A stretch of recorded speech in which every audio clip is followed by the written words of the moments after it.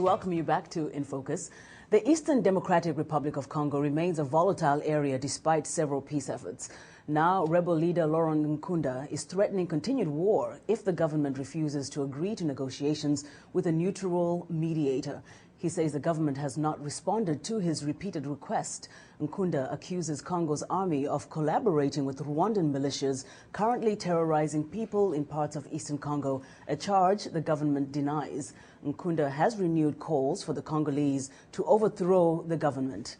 Several students in the U.S. have come together as part of a series called Congo Week to bring attention to the ongoing conflict in eastern DRC. VOA's Paul Ndiho has that story. Eastern Congo is still plagued by violence between rebels and government troops, even after holding elections in 2006. The Congolese army is battling fighters loyal to renegade General Laurent Nkunda. Human rights groups blame both sides for committing gross human rights abuses against civilians, including mass rapes and murders. Recently, here in Washington, D.C., activists from several American universities and the advocacy group Friends of Congo held a news conference to call attention to the violence. They are using this month to lobby the U.S. Congress to help rescue the people of Eastern Congo. Margot Bukang is one of the student coordinators. She is a Congolese and a grad student at American University in Washington. As a young Congolese woman, the ongoing civil war in Eastern Congo and the sexual violence of girls and women in Kivu are deeply personal and painful. The current violence against these women is a violation of African womanhood and our culture. Thus, it is imperative that the conflict end. Rebel forces control wide areas of eastern Congo. The region is rich in gold, minerals used in tin and mobile phones. Human rights groups complain that the money earned from mining and trading these natural resources fuel the conflict. Laurent Nkunda signed a peace agreement with the government earlier this year, but heavy fighting erupted in August.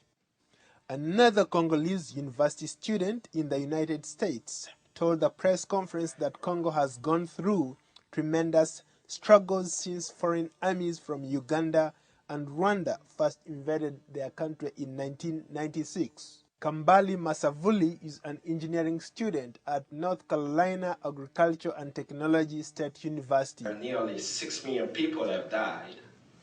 Half of those deaths are children 5 years old or younger.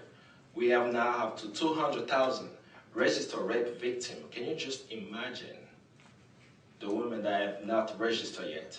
And just for the month of July, we had 40,000 more that registered as rape victims.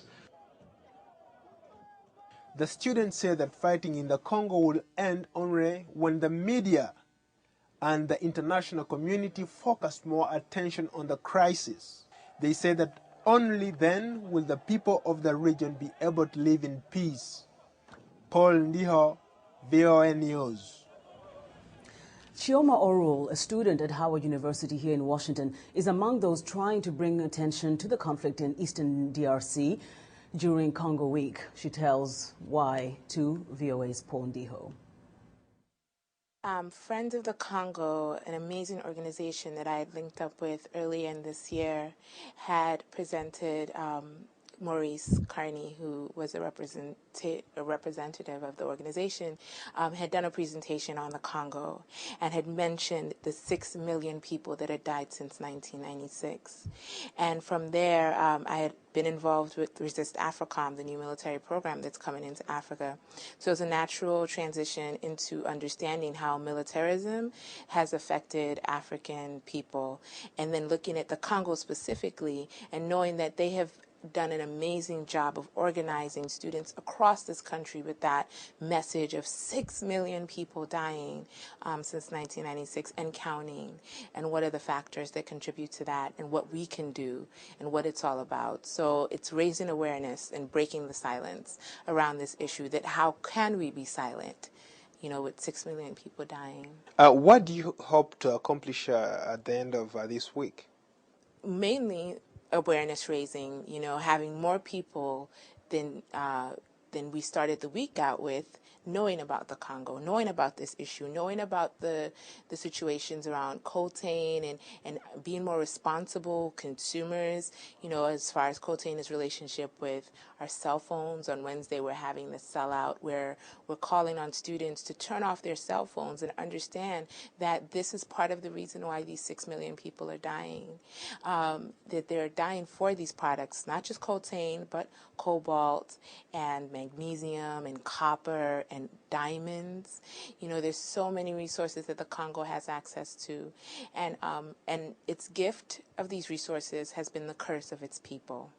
So raising those awareness, and our main goal is to make sure that by the end of this week, the students, not just students, their families, and all the ripples from students recognize and know this story, and this is something that we as a generation can pick up and make a movement out of.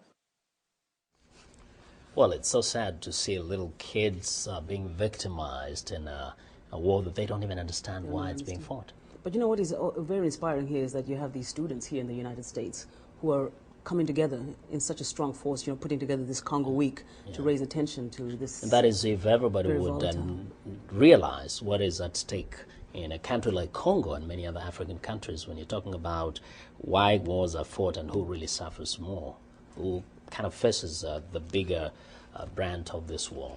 It is terrible. We hope it will have a strong impact, that this Congo Week comes to something. For more information on these stories, go to voanews.com.